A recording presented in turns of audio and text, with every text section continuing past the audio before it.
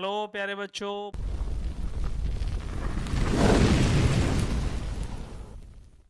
बहुत बहुत आभार and thank you so much. एक सेम एनर्जी के साथ फिर से वापस आते हुए 2 मॉक टेस्ट मैं करा चुका हूँ।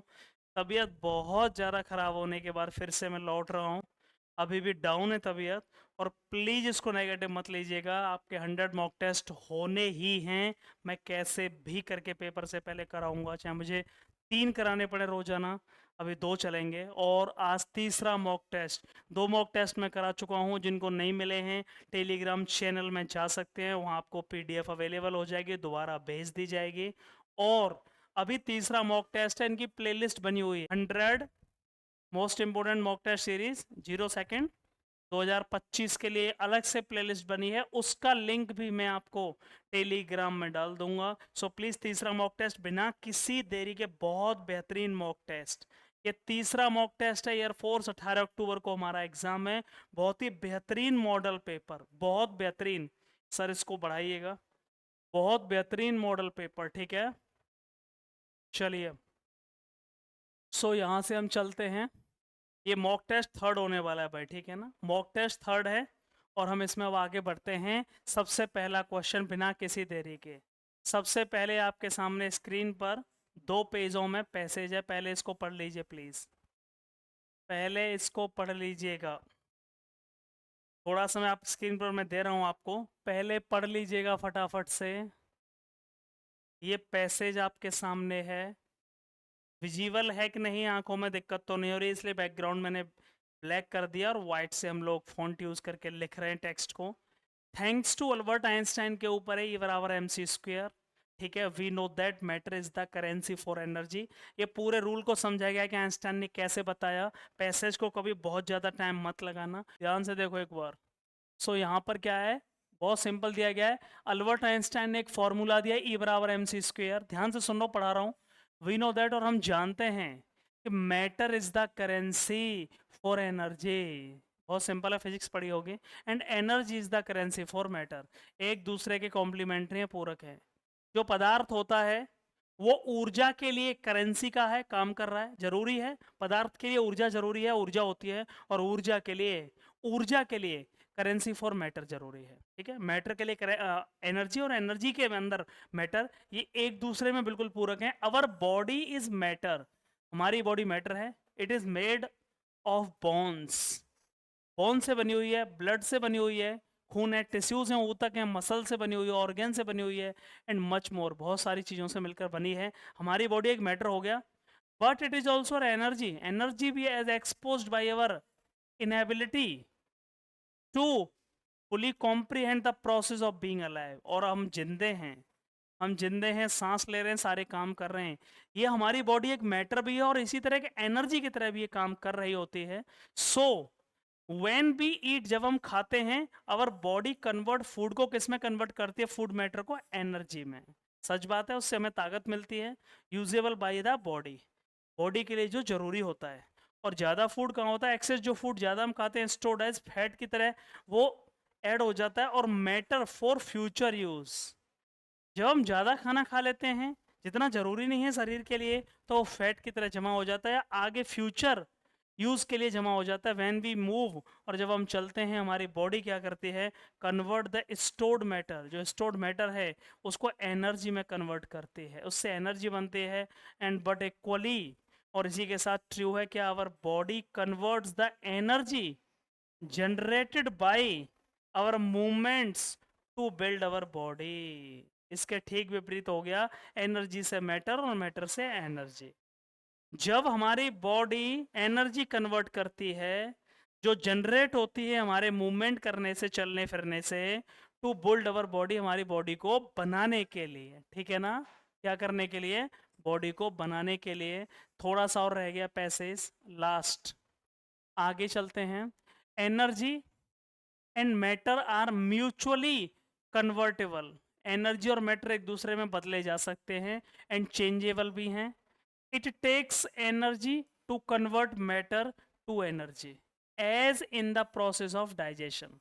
जब खाना डाइजेस्ट होता है, मैटर पहले एनर्जी में कन्वर्ट होता है, फिर उस एनर्जी से हमारी बॉडी बनती है, फिर से वही क्या हो गया, मैटर हो गया। तो भाई डाइजेशन प्रोसेस में एनर्जी मैटर में कन्वर्ट होती है और matter energy, it equally takes matter to give you energy as in the food we eat. जो कुछ भी हम खाना खा रहे हैं, it usually easily equally takes matter to give you energy। Matter से हमें एनर्जी मिलती है जो हम खा रहे हैं। और इक्वली ट्रू क्या है, जब परफॉर्म करते हैं, हम कोई काम कर रहे होते हैं, our movement also creates our body by energizing us. हमारी बॉडी हमें एनर्जाइज करती है और वो मैटर की तरह काम कर रही होती है। ये पूरा पैसेज ई बराबर एम सी स्क्वायर एनर्जी और मैटर का आपस में क्या रिलेशनशिप है उसके ऊपर है। तो मैं आप सभी से बस ये जानना चाहूंगा कि पहले क्वेश्चन का आंसर मुझे कौन बताने वाला है। पहला क्वेश्चन स्क्रीन पर आपके सामने है, पहला क्वेश्चन स्क्रीन पर आपके सामने है प्लीज।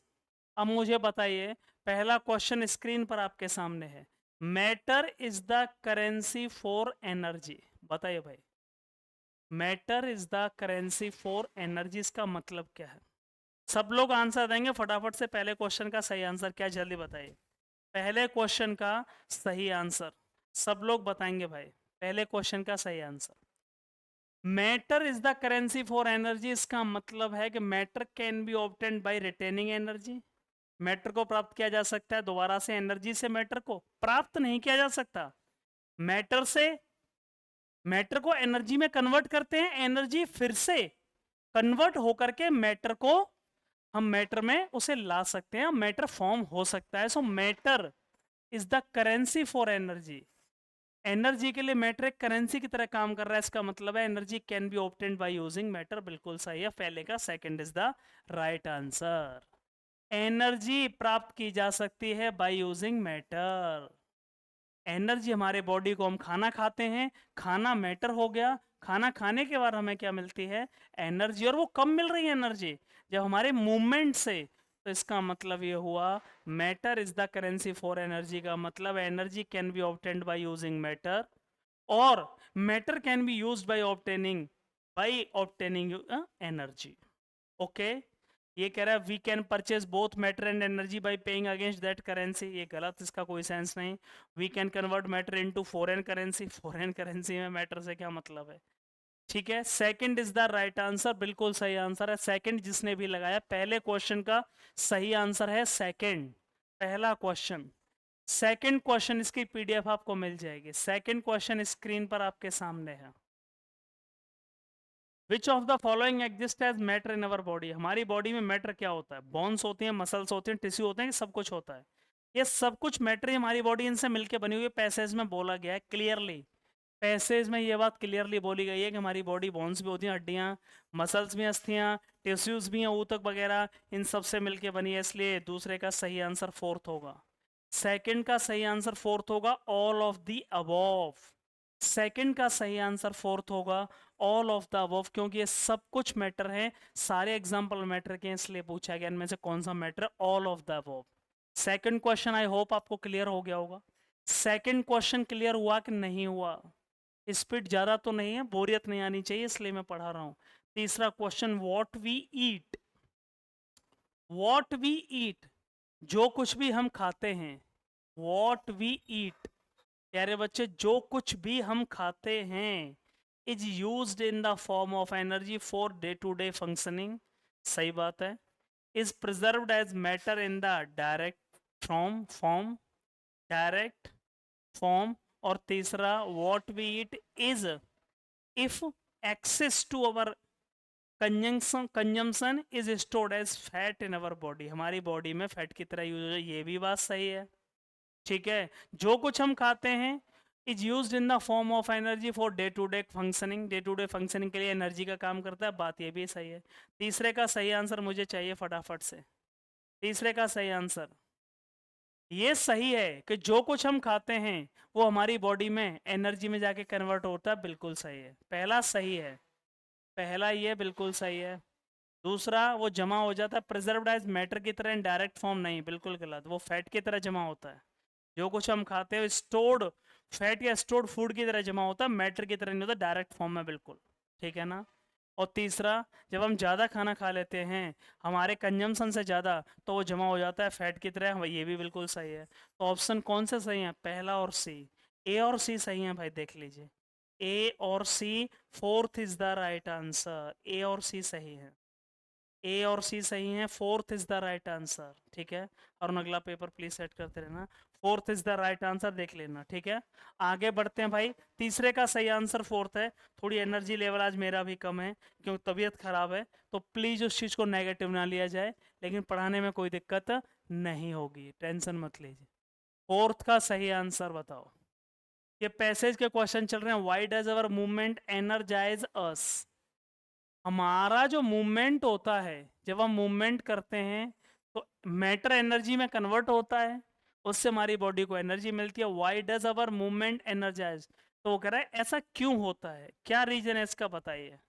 मूवमेंट से मैटर प्रोड्यूस होता है क्या? मूवमेंट से मैटर थोड़ी प्रोड्यूस होता है, मूवमेंट से तो एनर्जी प्रोड्यूस होती है। Movement consume energy to our body. Movement, देखिएगा ध्यान से देखिएगा, ये सेकंड ऑप्शन देखिए, कंज्यूम है कि प्रोड्यूस है? प्रोड्यूस होना चाहिए, देखिए यहाँ पे सेकंड ऑप्शन, फोर्थ का सेकंड देखिए प्लीज। प्रोड्यूस होना चाहिए, फोर्थ का सेकंड फटाफट जल्दी। मूवमेंट्स, कंज्यूम्स और प्रोड्यूसेस।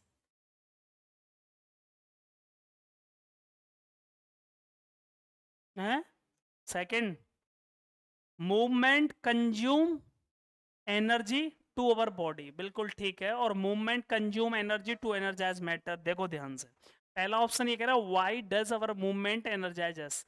जब हम मूवमेंट करते हैं खाना खाने के बाद, या हम जब कोई खाना लेते हैं, मैटर लेते हैं, उससे हमारी बॉडी को एनर्जी मिलती है, और उससे हमारे मूवमेंट से एनर्जाइज क्यों होता है? मूवमेंट से मैटर बनता है? नहीं, बिल्कुल गलत। मूवमेंट कंज्यूम एनर्जी कंज्यूम करते हैं और हमारी बॉडी के लिए। देखो समझो क्या कह रहा है।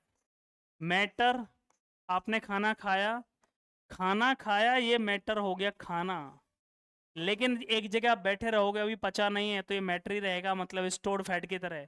जब आपने मूवमेंट करना शुरू किया, तो ये मैटर से जो एनर्जी निकलने वाली है, जो एनर्जी बनेगी, वो हमारी बॉडी के लिए जरूरी है, वो कंज्यूम होती जाएगी। ये मैटर से एनर्जी जो मिलेगी हमारी बॉडी के लिए, वो कंज्यूम जो होगी हमारी बॉडी के लिए, क्योंकि हम मूवमेंट कर रहे हैं, वो हमारी बॉडी को मिलेगी। इसीलिए हमारी मूवमेंट से एनर्जाइज मिलती है body. Second is the right answer.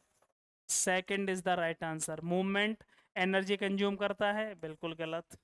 Movement consume energy है तो ठीक है, अब टू एनर्जाइज मैटर थोड़े ही, हमारी बॉडी को एनर्जाइज करने के लिए। इसलिए तीसरा गलत, second is the right answer. Second is the right answer. पांचवा क्वेश्चन स्क्रीन पर आपके सामने है। पांचवा क्वेश्चन स्क्रीन पर आपके सामने है। Spot the misspelled word. चार शब्द दिए गए हैं, उनमें से किसी एक शब्द की स्पेलिंग गलत है, फटाफट से बताइए।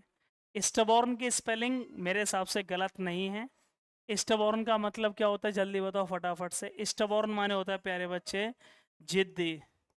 स्टबॉर्न माने होता है अक्खड़, ऑब्स्टिनेट कह सकते हो आप, ऑब्स्टिनेट कह सकते हो, ऑब्स्टिनेट, ठीक है ना। ये क्या हुआ, स्टबॉर्न माने जिद्दी, एक एडजेक्टिव है। सबमिसिव किसे कहते हैं? जो काइंड और अम्बल है, बहुत सीधा साधा है। जो अम्बल है भोला भाला है, अम्बल, HUMBL, बहुत सीधा साधा भोला भाला। इसकी भी स्पेलिंग सही है। ट्रांजिएंट, ट्रांजिएंट की सही स्पेलिंग लिख लो, TRANSIENT। यहाँ ANT ना होके ENT होगा। और ट्रांजिएंट का मतलब होता है टेम्परेरी, जो थोड़े समय के लिए हो, TEMPORARY, टेम्परेरी, अस्थाई, मोमेंट्री, क्षणिक, मोमेंट्री, जो बहुत कम समय के लिए कोई चीज़ एग्जिस्ट करती है। और विदहोल्ड किसे कहते हैं? जब कहते हैं ना कोई काम रोक दिया जाए, विदहोल्ड का मतलब है इंटरसेप्ट करना या होल्ड ओवर करना। इंटरसेप्ट करना या होल्ड ओवर करना, इंटरसेप्ट रोक करना, INTERCEPT, INTERCEPT, इंटरसेप्ट। स्टबॉर्न की स्पेलिंग सही है, इसलिए आंसर नहीं होगा। सबमिसिव की स्पेलिंग सही है, एडजेक्टिव है, इसलिए आंसर नहीं होगा। ट्रांजिएंट भी एक एडजेक्टिव है, लेकिन इसकी स्पेलिंग गलत है और उसने गलत स्पेलिंग वाला ही पूछा है, इसलिए यही आंसर है। और विदहोल्ड की स्पेलिंग सही है, इसलिए ये भी आंसर नहीं होगा। इनके मीनिंग मैंने लिख दिए हैं। मिस स्पेल्ड वर्ड, स्टबॉर्न जिद्दी कहते हैं। ऑब्स्टिनेट बंदा जो अक्खर टाइप का बंदा है, रूड टाइप का बंदा है, उसे ऑब्स्टिनेट कहा जाता है। स्टबॉर्न सबमिसिव एडजेक्टिव है, सीधा साधा भोला भाला जो हर किसी की बातों पर बिलीव कर ले उसे सबमिसिव कहते हैं। ट्रांजिएंट, थोड़े समय के लिए जो चीज एग्जिस्ट करती है। टेम्परेरी और मोमेंट्री, उसे ट्रांजिएंट कहा जाएगा। और विदहोल्ड का मतलब रोकता, एक तरह से कह सकते हो रुकावट, होल्ड ओवर करना, किसी चीज इंटरसेप्ट कर देना, ठीक है ना, उसे बोलते हैं विदहोल्ड। क्लियर हुआ? अगला क्वेश्चन चलें स्क्रीन पर भाई। छठवां, मॉक टेस्ट बहुत ज़्यादा ज़रूरी है। मॉक टेस्ट बहुत ज़रूरी है, प्लीज़ ध्यान रखिएगा। आइडम्स एंड फ्रेजेस, छठवां क्वेश्चन। छठवां क्वेश्चन, आइडम्स एंड फ्रेजेस, ध्यान से देखिएगा इसको। अ पाई इन द स्काई, छठवां question. A pi in the sky idioms phrases है, कैसे करोगे? इसका क्या आंसर होगा भाई? अ पाई इन द स्काई मीन्स क्या होगा, बताओ फटाफट से। Useless expenditure, unrealistic behaviour, unrealistic hope, a life full of quarrel. A pi in the sky याद कैसे करोगे? आकाश, स्काई मतलब आकाश हो गया, स्काई, ठीक है, आकाश। पाई, पाई किसे कहते हैं? अ पाई इन द स्काई, आकाश में तुम क्या देख रहे हो? पाई देख रहे हो, मतलब एक ऐसी चीज, इतना बड़ा अंतरिक्ष, उसमें एक पाई का मतलब बहुत छोटी चीज, ट्रिवियल चीज है। तुम सोच रहे हो वहां पर, ठीक है, कि मैं आकाश में जाकर कुछ अपना एक आशियाना बनाऊंगा, एक ऐसी चीज मिलेगी जो एग्जिस्ट नहीं कर सकती है। तो अ पाई इन द स्काई तुम्हारी सोच है, तो यूजलेस, बेकार का खर्चा कर रहे हो, नहीं। अनरियलिस्टिक बिहेवियर है, अनरियलिस्टिक बिहेवियर, ये होगा कि नहीं? या फिर अनरियलिस्टिक होप होगी। बिहेवियर एक अलग चीज है, होप का मतलब होता है एक ऐसी गलत फहमी में जीना जो एक्चुअली सच नहीं है, इमेजिनेशन। गलत फहमी में जीना, ऐसी एक फहमी पाल लेना, एक ऐसी भरोसा पाल लेना, विश्वास पाल लेना जो कि सही नहीं है, गलत फहमी है, अनरियलिस्टिक है, या इमेजिनेशन है। इमेजिनेशन, IMAGINATION, इमेजिनेशन में तुम जी रहे हो विजनरी आइडियाज। तुम्हारे आइडियाज कैसे हैं? विजनरी आइडियाज हैं। विजनरी पूरी तरह लगभग काल्पनिक हैं, कोई उनका इम्प्लीमेंटेशन नहीं होना है, और इसलिए third is the right answer. और अ लाइफ फुल ऑफ क्वालर, लड़ाई झगड़े की जड़, इसको पाई of, a pi in the sky नहीं कहते हैं। फोर्थ भी नहीं होगा, सही आंसर क्या होगा? Unrealistic hope. सही आंसर क्या प्यारे बच्चे? अनरियलिस्टिक, एक ऐसी होप पाल लेना, एक ऐसी आशा पाल लेना जो बिल्कुल अनरियलिस्टिक है, जिसका सच्चाई से या रियलिटी से दूर दूर तक कोई वास्ता नहीं है। बहुत बड़ी गलत फहमियाँ, कल्पनाओं में जीना। कुछ लोग आपने देखे होंगे आइवोरी टावर में जीते हैं, ये सुना होगा आपने। आइवोरी टावर भी वही मीनिंग होता है। ये भी एक आइडम्स फ्रेज है। आइवोरी टावर का मतलब to be in a false hope, एक गलत फहमी में जीना, गलत होप में जीना। आगे बढ़ें। छठवां क्वेश्चन क्लियर हुआ कि नहीं? लिख लेना प्लीज ऐसे क्वेश्चनों को। सातवां क्वेश्चन, सिनोनिम्स बताना है। पैलिएटिव का, पैलिएटिव एक एडजेक्टिव है, इसका सिनोनिम्स क्या होगा, जल्दी बताओ भाई। पैलिएटिव एक सिनोनिम वर्ड है, एडजेक्टिव, जिसका सिनोनिम्स क्या होगा?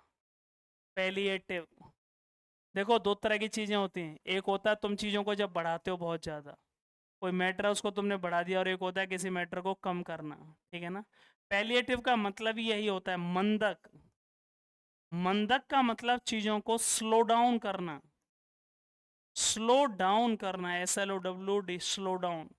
चीजों को अवेट करना, ABATE, ठीक है, चीजों को क्या करना? अवेट करना। चीजों को कम करना मतलब ठंडा करना, ठीक है ना, ये ध्यान रखना है इस बात का। चीजों को क्या करना? सॉफ्टनिंग करना, SOFTNEING, सॉफ्टनिंग, चीजों को सॉफ्टनिंग, मंदा करना, उसे पैलिएटिव कहा जाता है। पैलिएटिव का सिनोनिम समानार्थी पूछा गया है। समानार्थी डल किसे कहते हैं? डल माने होता है बहुत ही नीरस, आलसी, ये हो नहीं सकता। आलसी, नीरस, जिसमें रस ना हो, मोनोटोनस। थिक माने मोटा, थिक माने मोटा, ये भी नहीं होगा, सेकंड और थर्ड ऑप्शन तो हट ही गए। अब ऑब्स्ट्यूज और सॉफ्टनर, सॉफ्टनर हमें पता चल गया कि हो सकता है। ऑब्स्ट्यूज किसे कहते हैं? जो बहुत आलसी है। स्लगिस है, SLUGGLISH,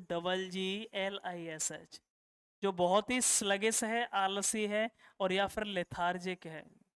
लेथार्जिक, LETHARGIC। लेथार्जिक मतलब कहते हैं आलसी को, जो बहुत आलसी है, स्लगिस है, उसे ऑब्स्ट्यूज कहा जाता है। ये भी आंसर नहीं होगा। पैलिएटिव कहते हैं चीज़ों को मंद करना, चीज़ों को धीरे धीरे करना, चीज़ों को मतलब न बढ़ाना, ना उकसाना, चीज़ों को उकसाना नहीं, इसे को क्या कहते हैं? पैलिएटिव सेंस में कहते हैं मंदक, चीज़ों को स्लो डाउन करना, अवेट करना, सॉफ्टनिंग करना। तो softener is the right answer. Softener is the right answer.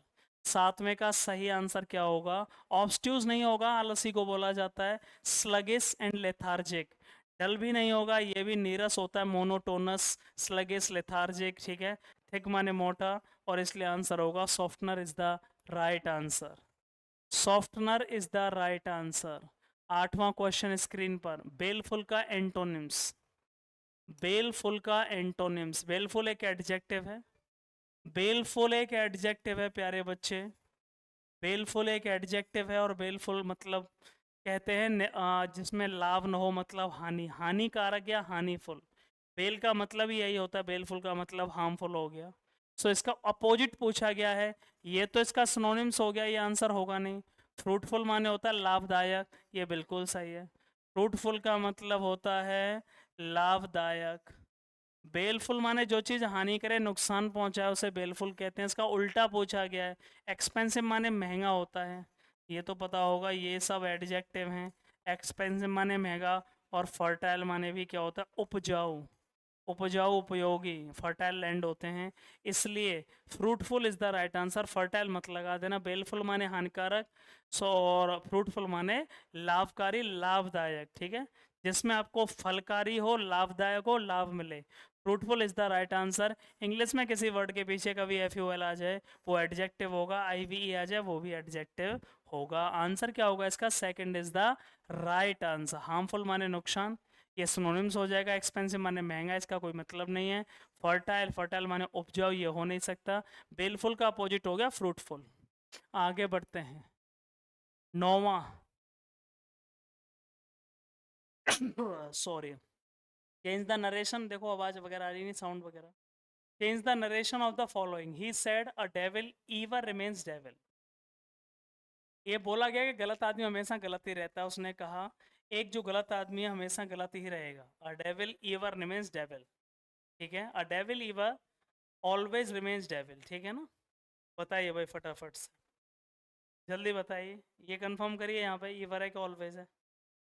Question number 9, इसका इनडायरेक्ट स्पीच आपको बनाना है प्यारे बच्चे।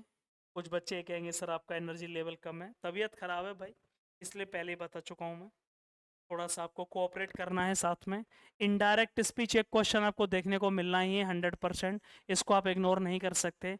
A devil river remains devil, ये कहावत है और सच है, इसलिए इसमें कोई ज़्यादा चेंज नहीं होगा रिपोर्टेड स्पीच में। बहुत ज़्यादा चेंजेस नहीं है। सैड आ रही है, सैड का सैड रहेगा, बिल्कुल सही है। कॉमा, इन्वर्टेड कॉमा हटा के दैट लगा दिया जाएगा। कंजंक्शन दैट, कंजंक्शन दैट लगा दिया जाएगा। क्या है? सेम है। अ डेवल ईवर रिमेंड होगा क्या? कभी चेंज नहीं होता, जो सच बात है वो चेंज नहीं होती हैं, और ये बिल्कुल सेम रहेगा, याद रखिएगा, ठीक है ना।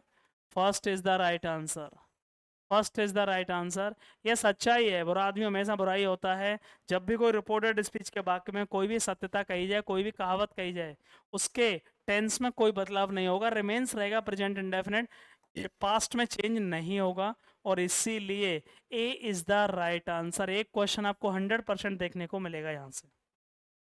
आगे बढ़ते हैं। 10वां क्वेश्चन स्क्रीन पर आपके सामने है। 10वां question, change the voice of the following. He will have helped me, फटाफट से बताइए भाई। He will have helped me, will have plus के वर्ब की third form, future perfect. Will have plus के वर्ब की third form, he will have helped me. क्या बनेगा इसका पैसिव? जल्दी बताइए फटाफट से। He will have helped me, तो यहाँ he will have been helped ये तो हो नहीं सकता, ही सब्जेक्ट है, मी ऑब्जेक्ट है, ठीक है ना, और सब्जेक्ट को ऑब्जेक्ट और ऑब्जेक्ट को सब्जेक्ट में चेंज किया जाता है। I will have helped by him, जल्दी बताइए, विल हैव के साथ में बीन भी लगेगी, so I shall have been helped by him, बिल्कुल एकदम सही है, I shall have been helped by him, been लग जाएगी परफेक्ट के पैसे में, और इसलिए been is the right answer. I के साथ सेल आएगी, सब्जेक्ट को बाई प्लस के पीछे लिख दिया जाएगा, ऑब्जेक्ट को सब्जेक्ट बना दिया जाएगा, आई के साथ सेल हैव के साथ में लग जाएगी बीन, क्योंकि पैसे में परफेक्ट के पैसे में बीन लगती है, और वर्ब की third form, third is the right answer, third is the right answer. आगे चलते हैं 11वां क्वेश्चन। 11वां क्वेश्चन, इसकी पीडीएफ आपको भेज दी जाएगी, और उसके बाद आपको टेस्ट लगाना है, पीडीएफ पहले ही सेंड कर दी जाएगी, उसके बाद आपको टेस्ट लगाना है। सिनोनिम्स ऑफ होक्स, होक्स का सिनोनिम्स बताना है, पीडीएफ को शेयर करिए सर, इसकी पीडीएफ टेलीग्राम में लिख के उसको प्रॉपर से पार्ट 3 करके जैसे पहले से लिखा गया है, एयरफोर्स मॉक टेस्ट 03 0 लिख देना प्रॉपर जैसे पहले से लिखी जा रही है। अगला क्वेश्चन 11वां, होक्स का सिनोनिम्स बताना है, फटाफट से बताइए। होक्स का सिनोनिम्स, किसी के साथ जब आप छल करते हैं, होक्स एक वर्ब की तरह काम करता है, कई बार नाउन की तरह भी, किसी के साथ जब आप छल करते हैं, छल कपट करते हैं, किसी के साथ जब आप छल करते हैं, कपट करते हैं, इल्यूजन, ELUSION, ठीक है, इल्यूजन करते हैं, छल करते हैं किसी के साथ, ठीक है ना, छल करते हैं, कपट करते हैं, उसे क्या बोलते हैं, उसे बोलते हैं होक्स, ठीक है ना। अगला क्वेश्चन, एंटोनिम्स बताना है एग्जीक्यूटिव का। एग्जीक्यूटिव किसे कहते हैं प्यारे बच्चे, ध्यान से देखना एक बार, ठीक है ना। एग्जीक्यूटिव का मतलब क्या होता है, अपर लेवल, ठीक है, एग्जीक्यूटिव का मतलब क्या होता है भाई, ये अपर लेवल, ठीक है, किसी चीज का upper level. Chief executive officer होता है, CEO मुख्य कार्यकारी अधिकारी, मतलब एग्जीक्यूटिव का मतलब है जो इम्प्लीमेंट करने वाला है, कार्यकारी है, मतलब इसको आप ये नहीं कह सकते कि असिस्टेंट है, ये सहायक नहीं है, मैन है बंदा। ये कौन है, ये एग्जीक्यूटिव का मतलब है जो इम्प्लीमेंट कर रहा है, मतलब मैन, ठीक है, मुख्य है ये, मोहरा, मैन, प्रधान, ठीक है, उसे एग्जीक्यूटिव कहा जाता है। इसका अपोजिट बताना है, तो अपोजिट क्या होगा, हेड तो इसका सिनोनिम्स हो गया, हेड हो नहीं सकता, हेड तो इसका सिनोनिम्स हो गया, हेड माने मुखिया, एग्जीक्यूटिव का मतलब जो मैन बनता है, जॉबलेस माने जिसके पास जॉब नहीं है। सबॉर्डिनेट किसे कहते हैं, सबॉर्डिनेट कहते हैं भाई, बिल्कुल सही है, जो असिस्टेंट है, सहायक है, मतलब लोअर लेवल का है, ये सही हो सकता है। इडियोटिक माने बेवकूफ, ये आंसर हो नहीं सकता इडियोटिक। सबॉर्डिनेट किसे कहते हैं, सबॉर्डिनेट मतलब एक तरह से आप कह सकते हो असिस्टेंस और असिस्टेंट, ASSISTENT, असिस्टेंट और लोअर लेवल का, असिस्टेंट और अपर लेवल का एग्जीक्यूटिव, लोअर लेवल सबॉर्डिनेट, ठीक है। एग्जीक्यूटिव का अपोजिट क्या हो गया, सबॉर्डिनेट हो गया प्यारे बच्चे। अगला क्वेश्चन चलते हैं, 13वां क्वेश्चन। 13वां क्वेश्चन स्क्रीन पर आपके सामने है। Spot the error which may be in one part of the sentence, 1, 2 or 3. If there is no error, give your answer. Fourth, it means no error. Error बतानी है भाई, आपके सामने क्वेश्चन लिखा हुआ, फटाफट से बताइए। He played with me when he was a boy. He played with me when he was a boy. जब वो एक लड़का था तो मेरे साथ खेला करता था। He played with me when he was a boy. फटाफट से बताओ भाई, जल्दी आंसर क्या होगा, फटाफट से बताइए भाई।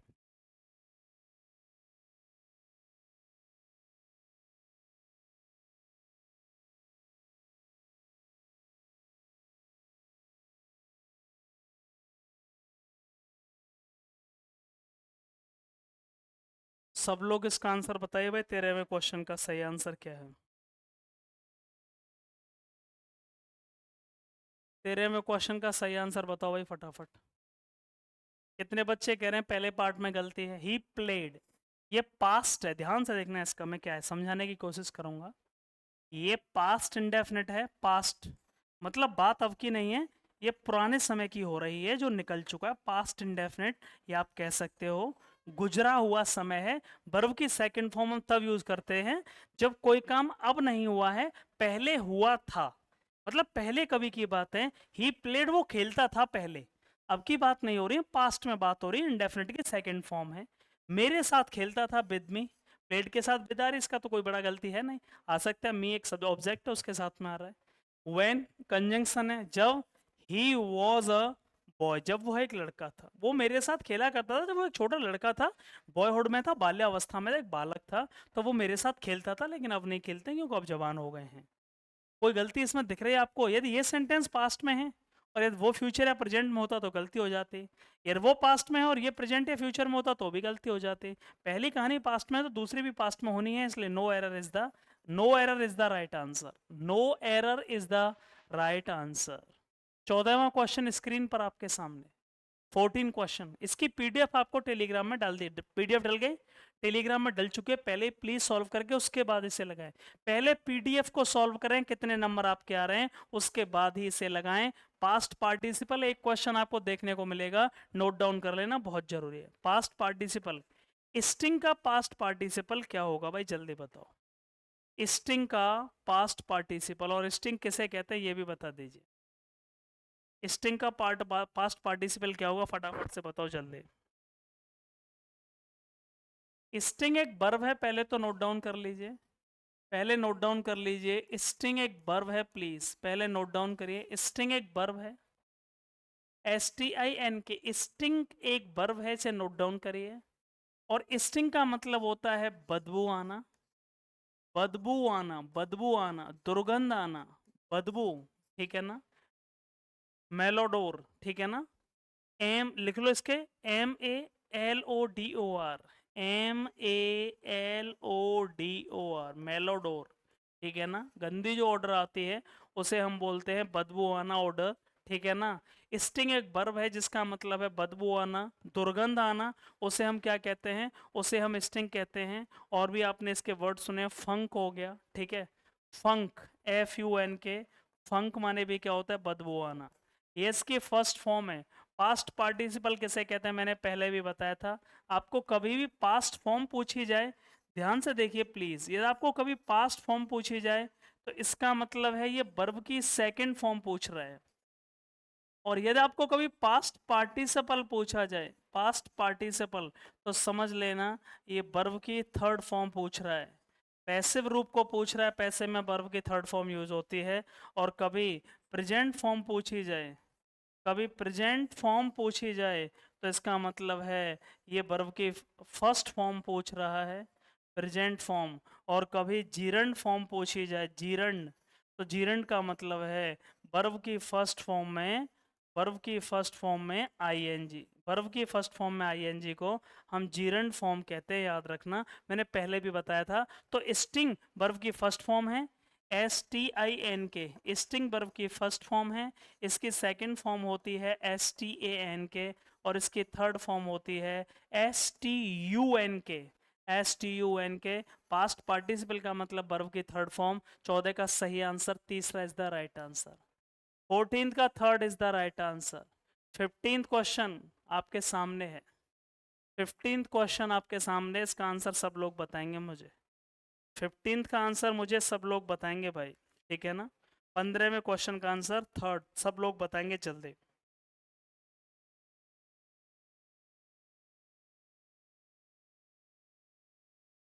सब लोग बताइए भाई।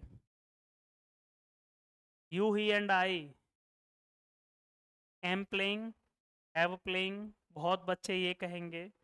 तीन सब्जेक्ट है, you, he, third person, first person. कुछ लोग कहेंगे सर आई के अकॉर्डिंग यहाँ एम आएगा, कुछ कहेंगे you, he and I sir. अब प्लेइंग आ रही, ये बात तो कंफर्म हो गया, ये कंटिन्यूस हो सकता है, तो कंटिन्यूस में कभी अकेले हैव तो आ नहीं सकती, तो ये ऑप्शन हटा दो। और हैज़ बीन प्लेइंग, क्योंकि सिंस और फॉर टाइम नहीं दिया गया है, ये परफेक्ट कंटिन्यूस वाक्य नहीं है, यहाँ आगे सिंस और फॉर नहीं लग रही है, इसलिए हैज़ बीन नहीं आएगा। ये तो कंफर्म हो गया, हैव और हैज़ बीन तो हट चुके हैं, क्योंकि इन दोनों का यहाँ पर सेंटेंस का स्ट्रक्चर ऐसा नहीं है जिनके साथ में ये आ जाए। ये तब आता जब समय दिया जाता कि मैं सर, हम, वो और मैं, हम 3 साल से यहाँ खेल रहे हैं, 3 साल से हम यहाँ क्रिकेट खेल रहे हैं। You he and I playing, समय नहीं दिया गया, हैज़ बीन नहीं आ सकती, हैव आ नहीं सकती क्योंकि उसके साथ कभी आईएनजी फॉर्म नहीं आते। अब एम और आर में से क्या आएगा, बहुत बच्चे एम लगाएंगे। नियरेस्ट सब्जेक्ट के हिसाब से सर मैं एम नहीं, यू ही एंड आई ध्यान रखना है, यहाँ 3 लोग हैं, प्लूरल सेंस को डिनोट कर रहा है, मतलब प्लूरलिटी को डिनोट कर रहा है, उस केस में हमेशा याद रखना प्लूरल वर्ब का यूज करेंगे, इसलिए third is the right answer. यहाँ आर का यूज होगा ना कि एम का। You he and I R playing, plurality को सेंस कर रहा है, 3 लोग हैं, प्लूरलिटी को सेंस कर रहा है, और इसलिए उस केस में आई के अकॉर्डिंग नहीं आएगा। R is the right answer, R is the right answer. 16वां क्वेश्चन स्क्रीन पर आपके सामने है। आर्टिकल, सही आर्टिकल यूज करना है, जो समझ गया मैं समझ जाऊंगा वो पढ़ रहा है। बिगर, बिगर कंपैरेटिव डिग्री से पहले कभी ए तो आ नहीं सकता। कंपैरेटिव डिग्री से पहले कितना अच्छा क्वेश्चन है। द बिगर, कंपैरेटिव डिग्री से पहले कभी आर्टिकल ए नहीं आ सकता, ये बात बिल्कुल कंफर्म है, देख लीजिएगा भाई। कंपैरेटिव डिग्री से पहले, हिंदी बता देता हूँ, जितनी बड़ी रिस्क लोगे उतना ही बड़ा प्रॉफिट होगा।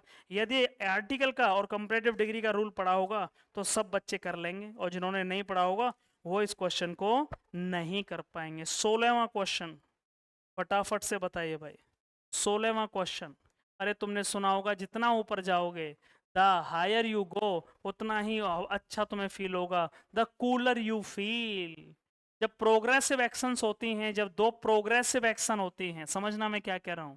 जैसे अभी मैं कहता यहां पर द हायर, हाई की comparative degree, the higher you go, जितना तुम ऊपर जाओगे the cooler you feel, COOLER, the cooler you feel, उतना ही अच्छा महसूस होगा। फटाफट से बताओ भाई, फटाफट से बताओ। कंपैरेटिव डिग्री प्रोग्रेसिव स्टेट, इसके दौरान ये होना स्वाभाविक है।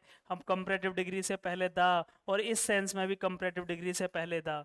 जब 2 प्रोग्रेसिव एक्शन, जब 2 एक्शन प्रोग्रेसिव मोड दिखाएं, प्रोग्रेसिव स्टेट दिखाएं, एक के उपरांत दूसरा फलस्वरूप दिखाएं, रिजल्टेंट हो, तो 100% दोनों डिग्री से पहले कंपैरेटिव डिग्री यूज होंगे और उनसे पहले दा लगेगा। जितनी बड़ी रिस्क होगी, द बिगर द रिस्क, उतना ही बड़ा प्रॉफिट होगा, the greater the profit. A is the right answer, कोई डाउट ही नहीं है, कोई डाउट ही नहीं है। बिना देखे आप इसे सही कर सकते हो, कभी कंपैरेटिव डिग्री से पहले आर्टिकल ए नहीं आ सकता है, बिल्कुल कंफर्म है। A is the right answer. 17 question, 17 screen पर आपके सामने। He avenged upon his enemy, उसने अपने दुश्मनों से बदला ले लिया है। अवेंज एक ऐसी वर्ब है जो रिफ्लेक्सिव प्रोनाउन बोला गया है कि लेती है। अवेंज एक ऐसी वर्ब है जो रिफ्लेक्सिव प्रोनाउन लेती है। तो 17वां क्वेश्चन का मैंने हिंट दे दी है, आप इसका आंसर बताइए फटाफट से। मुझे मार्क्स सबके सही सही चाहिए, मार्क्स सबके सही सही चाहिए भाई, ध्यान रखना, ठीक है। रिवेंज और अवेंज के साथ हमेशा रिफ्लेक्सिव प्रोनाउन का यूज होता है, ठीक है। रिवेंज माने भी वही है, बदला लेना, REVENG, रिवेंज। और अवेंज ये कुछ ऐसी वर्ब हैं क्योंकि ये बताई जाती हैं किसके लिए काम हो रहा है, और उसके इसमें ये रिफ्लेक्सिव प्रोनाउन लेते हैं। क्या लेती हैं? रिफ्लेक्सिव प्रोनाउन अपने साथ में ऑब्जेक्ट को डिनोट करने के लिए, ये बताने के लिए कि वो काम किसके थ्रू किया गया है। उसने बदला ले लिया है अपने अपने दुश्मनों से, मतलब खुद उसने बदला ले लिया, ही अवेंज्ड हिमसेल्फ, उसने खुद वो बदला ले लिया है अपने दुश्मनों से, ठीक है ना। जो उसके दुश्मन थे उनसे उसने बदला ले लिया है, ठीक है ना। तो याद रखिएगा, अवेंज का मतलब है टू पनिश, ठीक है ना, किसी को पनिशमेंट देना, किसी को दंडित करना, किसी के उसकी गलती के लिए, ठीक है ना। किसी को पनिशमेंट देना, दंडित करना उसकी गलती के लिए, ठीक है। उसे क्या बोलते हैं? सॉरी, उसे क्या बोलते हैं? उसे ही बोलते हैं, ध्यान रखिएगा इस बात का, उसे ही क्या बोलते हैं? उसे बोला जाता है अवेंज के साथ में रिफ्लेक्सिव प्रोनाउन, ये बताने के लिए कि वो काम किसके लिए किया गया है। तो अवेंज के साथ में यहाँ 100% हिमसेल्फ आएगी। लिख लेना, बहुत सारी ऐसी वर्ब होती हैं जिनके तुरंत बाद में रिफ्लेक्सिव प्रोनाउन का यूज होना जरूरी है, रिवेंज, अवेंज, ठीक है ना। अक्यूज्ड, ये बहुत सारी ऐसी वर्ब हैं। आगे बढ़ते हैं। 18वां क्वेश्चन, बहुत अच्छा question. I want proof your integrity, मुझे प्रूफ चाहिए तुम्हारी, आई वॉन्ट प्रूफ, ये क्या, of, I want proof young integrity, young नहीं होना चाहिए, योर होगा। देखिए एक बार कंफर्म करिए सर इसको, मैं आपको एक बार देख लेता हूँ और बता भी देता हूँ।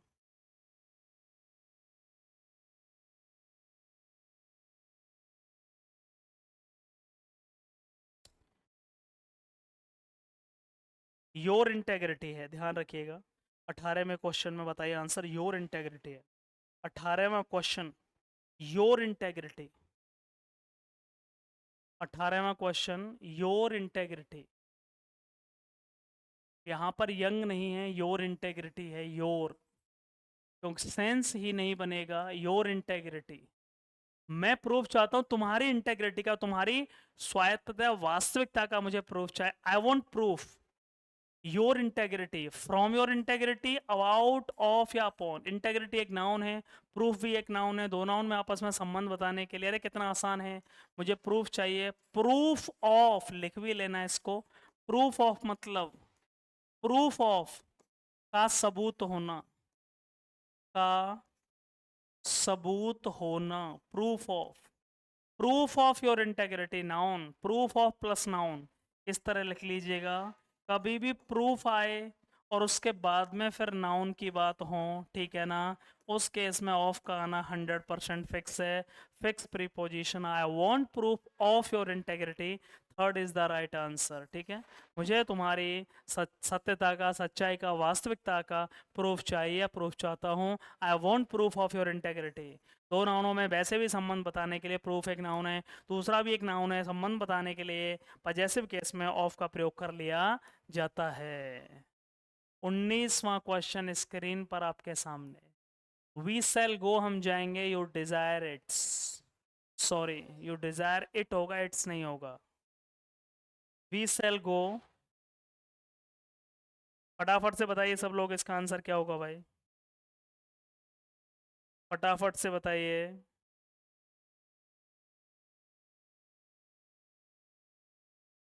19वां क्वेश्चन फटाफट से बताइए भाई। 19वां क्वेश्चन, वी सेल गो,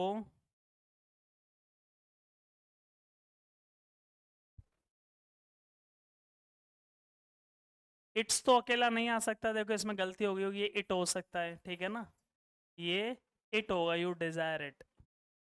तुम चाहते हो, क्योंकि तुम चाहते हो इसलिए हम जाएंगे, क्योंकि तुम चाहते हो, समझना है इसको। यार मैं इसको थोड़ी देर के लिए ऐसे लिख दूं तो आप समझ जाओगे। You desire, you desire it, तुम चाहते हो, और वी सेल गो, इसलिए हम जाएंगे, वी सेल गो। ऐसे भी हो जाता, वो एक ही बात है, घुमाने के लिए क्या गया है। क्योंकि तुम चाहते हो, हमारा मन नहीं है, पर क्योंकि तुम चाहते हो और इसलिए हम जाएंगे। इस केस में यहाँ कंजंक्शन क्या लगाना है, या तो एज आ जाता या सिंस आ जाता। सिंस यू डिजायर इट, क्योंकि तुम चाहते हो, एंड आ नहीं सकता, कोई सेंस नहीं बनेगा, और दैट का प्रयोग होगा नहीं, कहीं जोड़ने के लिए होता है शुरुआत में। लेस्ट का नेगेटिव सेंस होता है, कहीं ऐसा ना हो, धीरे चलो, lest, walk carefully lest you should fall down, ठीक है, शुड आती लेस्ट के साथ में। Since is the right answer. Conjunction क्या आएगा, क्योंकि तुम चाहते हो, शुरुआत में सिंस और एज का प्रयोग कंजंक्शन की तरह कर लिया जाता है, जिसका मीनिंग बिकॉज के सेंस में होता है, और इसलिए यहाँ पर सिंस का प्रयोग बिल्कुल सही है। Since you desire it we shall go, क्योंकि तुम चाहते हो और इसलिए हम इसे आगे जाएंगे, प्रोसीड करेंगे। Since is the right answer, since is the right answer. 20वां question, I was so scared, मैं इतना डर गया था, आई कुड हार्डली स्पीक, कि शायद ही मैं मुश्किल से बोल पाता। मैं इतना डरा हुआ था कि मैं शायद ही मुश्किल से बोल पाया या बोल सका। फटाफट से बताइए क्या आंसर होगा। 20वां क्वेश्चन, ग्रामर कंजंक्शन को पढ़ा है तो, यार कंजंक्शन को पढ़ा है तो भैया फटाफट से बताइए। सो के साथ में कभी एज नहीं आता, ध्यान, सो के साथ बिकॉज नहीं आ सकता, सिंस नहीं आ सकता। सो के साथ में क्या आता है, फटाफट से बताइए। सो के साथ में क्या आता है, दैट आता है, बहुत बेसिक सा रूल है। I was so scared that I could hardly speak, as का प्रयोग नहीं होगा, बिकॉज का नहीं होगा, सिंस का नहीं होगा। This is the right answer. I was so scared that I could hardly speak, लिख लेना। सो के साथ दैट होते हैं, जैसे हम कहते हैं I am so excited, I am so happy, मैं इतना खुश हूँ, I am so happy that I can't express I can't express my happiness, I can't express my feeling in words. मैं इतना ज़्यादा खुश हूँ कि मैं शब्दों में व्यक्त नहीं कर सकता। सो के साथ में प्यारे बच्चे दैट का प्रयोग होगा, सो दैट याद रखिएगा, इसका यूज़ होगा। इसलिए यहाँ सो के साथ में क्या आएगी, सो के साथ में दैट आएगा। 20 का सही आंसर फोर्थ होगा। इसकी पीडीएफ कॉपी आपको टेलीग्राम पर मिल जाएगी, अभी दोबारा पोस्ट कर देंगे, लेकिन पहले आप इसको सॉल्व करना है, तभी जाकर इसको लगाना होगा, याद रखिए। तभी इसको लगाना है, पहले पीडीएफ से सॉल्व करना है, और ये वाली पीडीएफ भी आपको अवेलेबल हो जाएगी। इसकी ये पीडीएफ भी आपको क्या हो जाएगी, अवेलेबल हो जाएगी।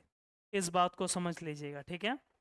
ये पीडीएफ भी आपको क्या हो जाएगी, इसकी अवेलेबल हो जाएगी प्यारे बच्चे, समझ गए। कोई दिक्कत किसी को, किसी को कोई दिक्कत? ये पीडीएफ भी आपको क्या कर दी जाएगी, अवेलेबल हो जाएगी, ठीक है। So thank you so much.